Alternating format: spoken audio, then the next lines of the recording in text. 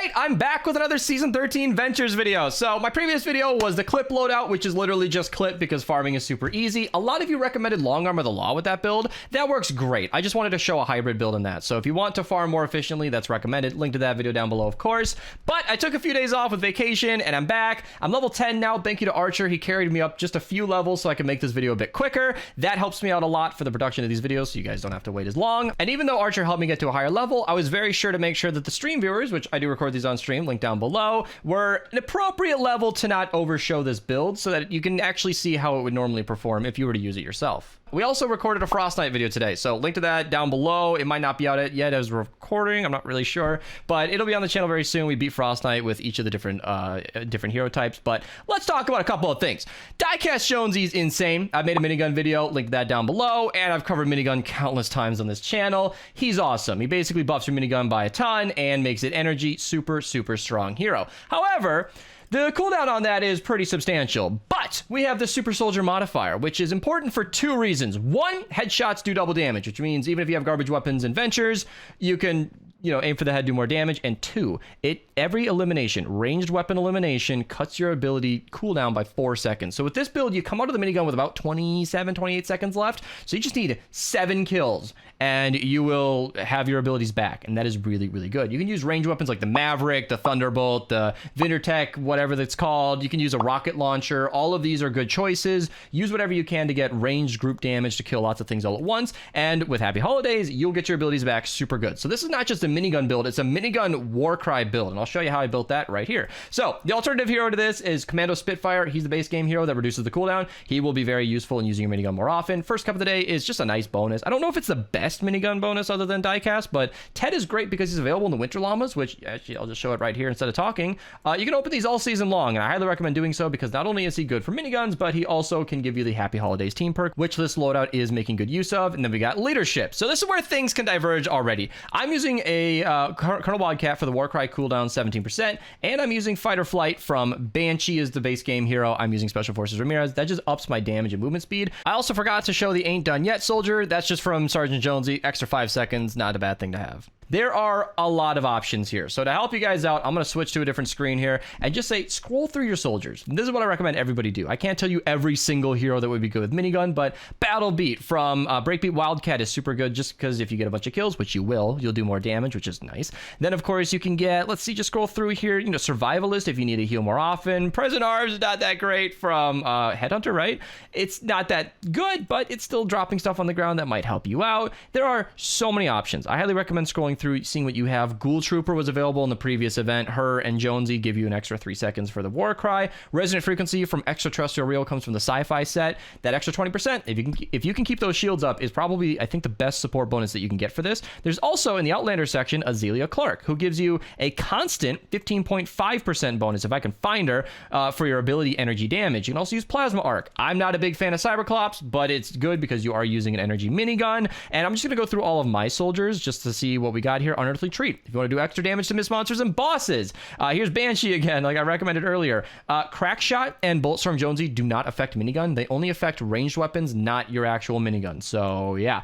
Then we got Explosive Rounds, which is also fun for some extra group damage. Base Solo extends it up to 6 seconds. Snow and Commando is not recommended in the water season, but if he's, if you're using this against fire enemies for some reason, that can be very useful. So those are a bunch of heroes that could help you with this build just to make it improve, but this is how I'm running it today. This scales very heavily into the end game. You can use this all season long. So let's hop in game and see how it does. So now, unless I can get a proper encampment, this is going to be hard to showcase because you pop the Warcry, use a minigun, and things die very quickly. Like, this is an aggressively strong build and everything dies so fast that this video will be very short if I don't find some more targets. Obviously we'll have the defense going on as well, but this is a good chance to show you just exactly how this build works. So obviously you run out of the ability, but every range elimination just gives you 4 seconds down on that cooldown. And I'm using like a crappy hunter killer here and it doesn't even matter. I mean, it's all it takes. I don't even need the Warcry right now because it's just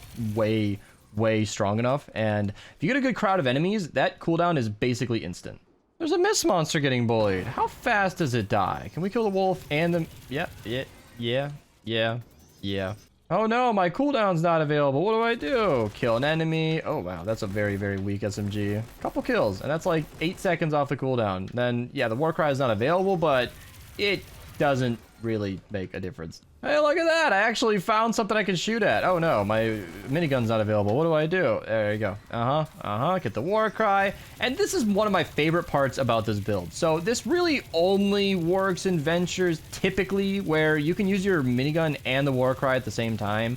Obviously, you can pop the war cry whenever it's available in regular missions, but to have both available at the same time every time is so important for this build, and it makes it just ridiculously strong.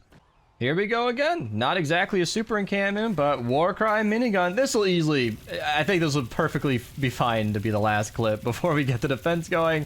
I don't think there's much else you need to see. If I can stay on top of Ventures videos this season, which I did not in the Fortnite Mirror season last time, I would love to showcase this in the end game, because this is such a strong build, and I really want to use this against some worthwhile targets. I just had a lot going on last season, and I hope that same thing doesn't happen this time, because I'd love to show this. I think this is awesome, and it's a build that should definitely make a return, because I love it. Look at this. You get a couple of easy kills, pop the war cry, the fatties are giving me trouble. It's no problem. We got the big gun back, and they're gone. They're gone, just like that. All right, as per usual, the defense didn't actually begin. I got a hot tip from Aura that he's got a big encampment over here. He wanted to show me his big one, so we're gonna knock this out. This is what I hate about these lower level zones. Big encampment. There's just a bunch of baby zombies. I feel like I'm Anakin once he switches sides. All right, let's get this defense going for real now. All right, the defense begins. Now, I'm not expecting much from a power level 20-ish mission, but I want all the smashers. I want them all. And I also want to maybe have less smashers, but with a constant wave of enemies, we're going to be able to really showcase, the infinite part of this build, because I don't have very good weapons, but they should be good enough. And that's the best part, because this build is so strong normally, but then what you get is a situation where the cooldown is so significant that it kind of doesn't matter.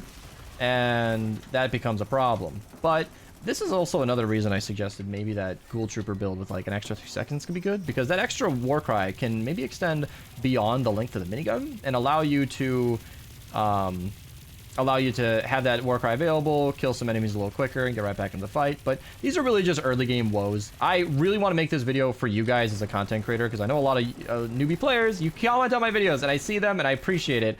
You guys want some guidance. You want some good builds. Like, Bees, what should I run this season? I get this comment all the time, and I'm happy to help. I just, I'm not that far in Ventures myself yet, and so I can't really show you the endgame stuff. But this is a build that I will do good forever, and as long as I don't walk into the beehives, I should be completely fine. I like how we're kind of annihilating this building at the same time. By the way, the range on this thing is pretty bad. The damage drop off is fairly significant.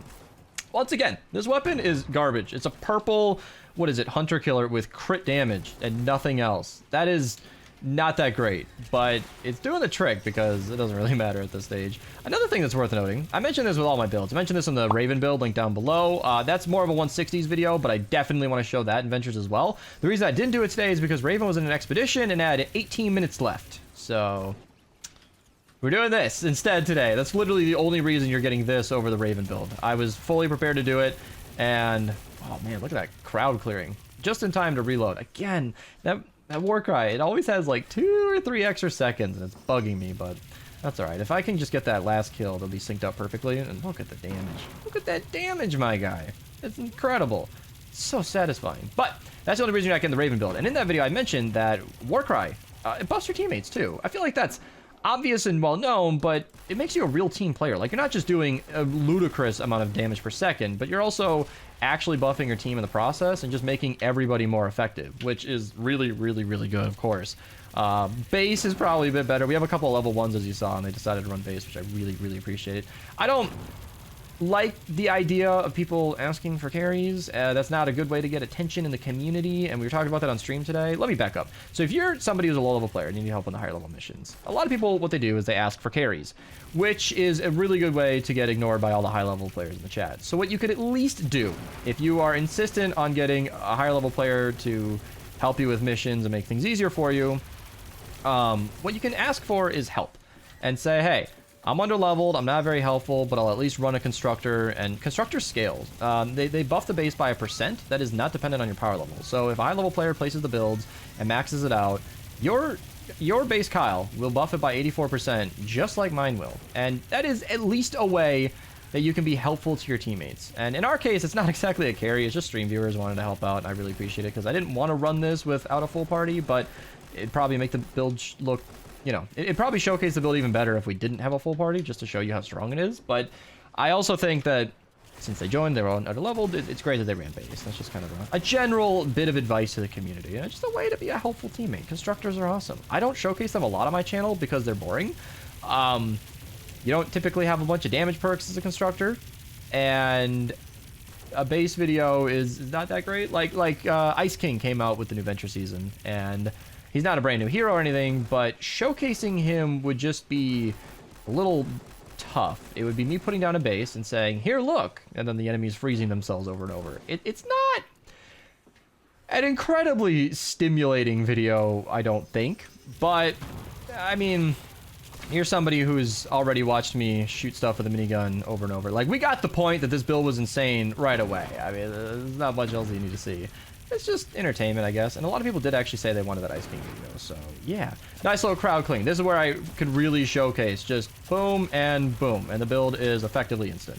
Immediately back. That's where I really want to revisit this later. I'm mentioning this for the 4th time just to really underscore that when you have more enemies and stronger weapons, this build is effectively instant. Look at that. I mean, there's no cooldown on that at all. You just kill a couple of enemies all at once. Here, let me reload this. Here, let me reload this. There we go. Yeah. I'm gonna get 1 and 2 shots, and then yeah, a couple more seconds for that, but basically right back into the action. The minigun was ready effectively right away. That's what I'm talking about. That is what makes this insane. I really want that mini boss. He should be spawning about 14 seconds here. And I'm not worried about not having my minigun available. Isn't that a great feeling? It's a great feeling. I think it's at the 2:30 mark that we get a mini boss. I don't have any ammo for this weapon. I never dreamed I'd have to craft ammo, but with Clip being as disgusting as she is with this current season of Ventures, costing zero energy for anti-material charge, I'm not worried. I don't care if it's a trap vulnerable. It's not, okay, because I want this. Here we go. There we go. Warcry, minigun. Wow, he's actually hanging on a lot better than I expected. Aura, I'm still recording the video, and I know you're running the same build. You want to pop your minigun on this mini-boss? Yeah, I was on cooldown. Sorry about that. Perfect. Yeah, see? Look at that. You can't quite solo this mini-boss, but you just have 2 people running this build, and it's super easy. Barely an inconvenience. That is so good. That is so good. Oh, Aura died, but I'm honestly surprised that this mini-boss is holding on as well as he is. Then again, even boosted, I am 7 levels, or 9 levels lower than this thing, and I think that might just be a testament to how strong this build is. And I guess if I would have killed some more targets, I'd probably have gotten my minigun up, just like the basis of this video is all about, but I just wanted to lazily hang out and just see how well his second minigun could do. So yeah, here's a really strong build that you can use in all Ventures. This should be scaling to the end game, good for the early game. It's kind of easy to use. I mean, really, realistically, I like how they've done this modifier, because they're obviously, they want to give us infinite uptime. Obviously, that's why the ability works the way it does. But Epic knows the game balance would be way out of whack if you literally had infinite miniguns. So they're saying, okay, all right, we can't give you infinite minigun, but at least get a couple of kills with your regular weapons in between the minigun usage, and you can have it. And depending on how many kills you can get, you might, I don't want to suggest this, but you might be able to get away without Happy Holidays. I still think that's much more useful and much more consistent, but it could happen. It could happen in the end game, because there's a lot more targets over there. That's what I'm talking about, that crowd clearing. Look at that go! Easy. So satisfying. This is a build that I could probably run all the time, because I always kind of hate running Commando Spitfire in the lead, because, oh, there's a Smasher over there too. I want to go kill it. Thank you for the revive. Because, you know, I just know the diecast does so much more, and I don't want to be doing so much more. Oh, so much less. This is so sad. Alexa, play Despacito. Oh, no. No, the Smasher. Oh, wow. I think we all know it would have been deleted right away. Doesn't matter. Hope you guys enjoyed this. I did my best as a low power level player. If I revisit this later, it'll be a much more exciting showcase. Let me know if this build helped you out. Comment what you want to see, other loadouts you might want to suggest. See you guys in the next one. I did 4,094 damage for those who care, and yeah, have a nice day. And